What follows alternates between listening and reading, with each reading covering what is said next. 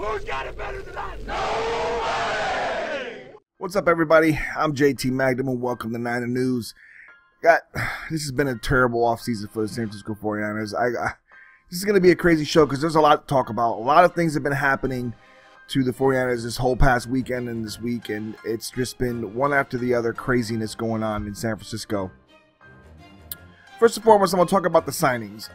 Darnell Dockett signed with the San Francisco 49ers, Jarryd Hayne, the rugby player, and looks like Torrey Smith is a done deal.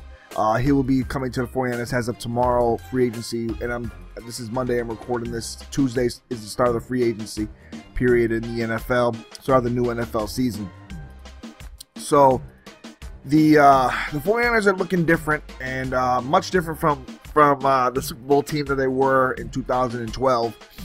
And Darnell Dockett, I thought, was a great piece added. I mean, he's a veteran lineman. He is coming off an ACL tear, but Darnell Dockett's a very hard worker. He's only missed 2 games in all of the seasons he's ever played in Arizona, minus the last season, obviously, with that ACL tear. But he's a very hard-nosed player, very hard-working player, and he's very motivated. He's upset that Arizona released him. He's upset that they didn't take him back, and he was actually wanting to play for them for less money, and they decided no. So 49ers got a great player in Darnell Dockett, and I like Torrey Smith because of the speed aspect. He's a good speed wideout. I don't know how he will fare in our kind of offense because it doesn't seem like we use speed wideouts very much.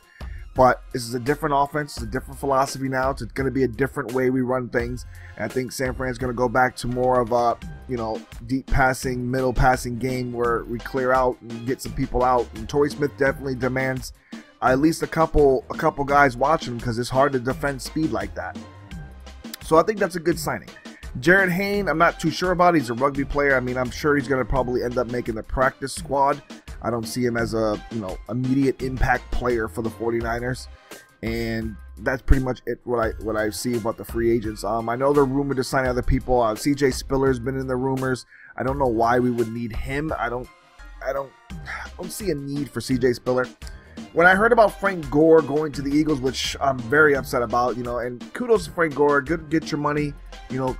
I'm happy for you. You still be able to play and everything, but I just wish he would have stayed in San Francisco and just played for the Niners. I don't know what the Niners offered him, so I don't know anything about that, but apparently he didn't want to stay in San Francisco for the money. I guess they didn't want to offer him more money than what, they offered him what money they thought he was worth. So it just sucks to see Frank Gore go. He's one of the most toughest running backs I know. Just watching him run over the years has been phenomenal, and to see him go to Philadelphia is it's torture. But whatever. It's a business. It's the NFL. It's what happens. It's free agency. It's how it goes. I mean, you can't keep all your players. I mean, you have a lot of talented players. You just can't keep them all.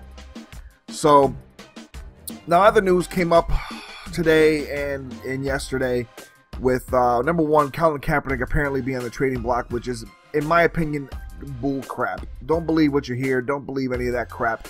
I don't think for any reason the San Francisco 49ers would trade Colin Kaepernick and his $9 million cap hit in case they did trade him. If they released him next year, it would be different. But if we were talking next year, it'd be different because his contract is built like that. But this year, when it's like almost a $10 million hit, like, come on, like, why would they even trade him, and why would they release him for that much of a cap hit? It just makes no sense financially. It makes no sense, period, when there's no other quarterbacks out there.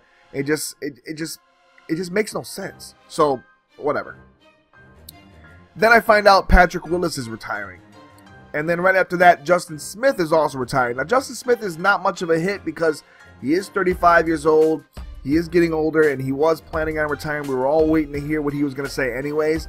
But Patrick Willis is a surprise.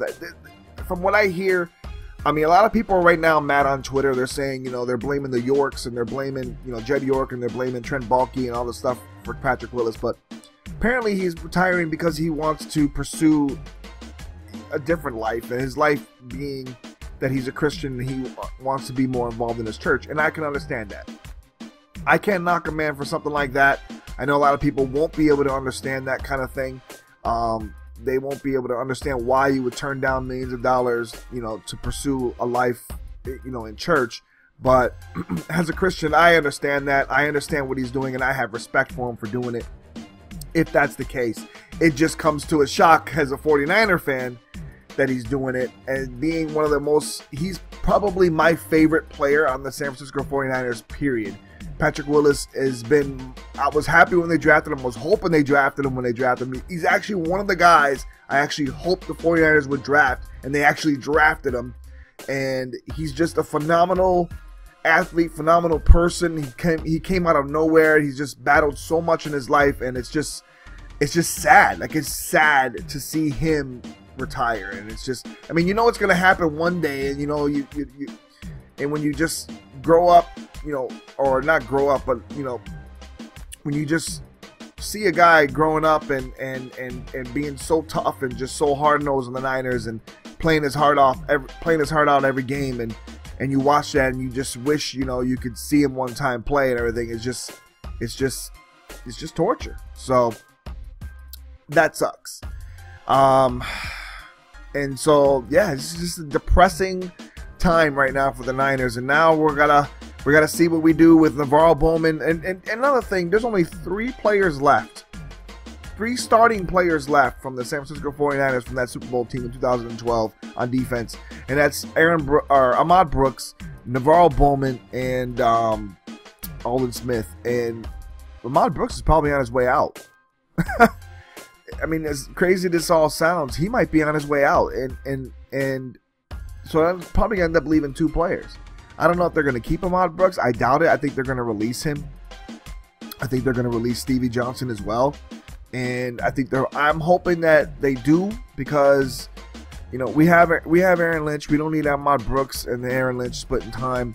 You know, all that money involved. You know, spare up some money, get some draft picks, rebuild, retool, and let's get this ship going again, because the Niners are a very talented team. It's not the end of the world, guys. I mean, Patrick Willis wasn't there last year. The defense did well. Navarro Bowman wasn't there last year. The defense did well. This team can still play ball. Don't panic yet, Niner fans. Don't panic. But, you know, Chris Borland will do a good job with Navarro Bowman. Hopefully, if Navarro Bowman is successful enough to come back from this injury. And the Niners will still roll on. It's just, you know, we got to sign some defensive linemen. We got to draft some defensive linemen. We got to draft a receiver now. It looks like the 49ers might end up drafting a defensive lineman first. I have a feeling they're going to draft a defensive lineman first or a cornerback first. And then they're going to go after a wide receiver in the second round. I don't see them going after a wide receiver in the first round now that they just signed Torrey Smith. So I hope Dorial Green-Beckham is still alive in the second round, or Jalen Strong or somebody like that. But I don't think the 49ers are going to get a wide receiver in the first round. It's just, this whole offseason has been just crazy, and so I'm anxious to see what happens. But let me know in the comment section what you think about all these moves. Let me know what you think about Patrick Willis retiring, Justin Smith retiring, letting Frank Gore get away. I'm also hoping that they sign Chris Culliver back. Let me know what you think if they should sign Chris Culliver back. I like Parrish Cox, but I like Chris Culliver over Parrish Cox. So I rather them sign Culliver. So let's see what happens, guys. Free agency starts tomorrow. I'll be back when you know, as the signings go on. I'll make videos and stuff like that. But just a depressing day right now with Patrick Willis gone. So JT Magnet for NinerNews. I'm out.